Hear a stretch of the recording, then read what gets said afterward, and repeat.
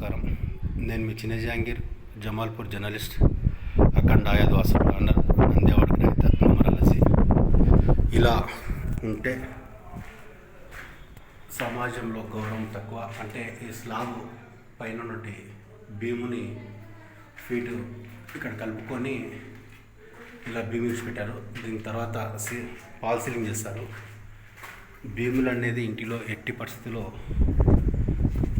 కనబడరాదు. ఇది master bedroom. ఇలా ఎప్పుడు కూడా ఉండరాదండి. ఇది చాలా దోషం. ఫీట్ స్థలం కోసం కక్కుర్తి పడితే హెల్త్ పరంగా మిగతా అన్ని వ్యవహారాల్లో చాలా ఇబ్బందులు తలెత్తుతాయి. ఇలా స్లాబ్ పైన ఉండే భీమ్ ఎప్పుడు ఎలాంటి పరిస్థితుల్లో కూడా కనపడకూడదు. ఇలా కనపడితే సమస్యలు కొని తెచ్చుకున్నట్టే.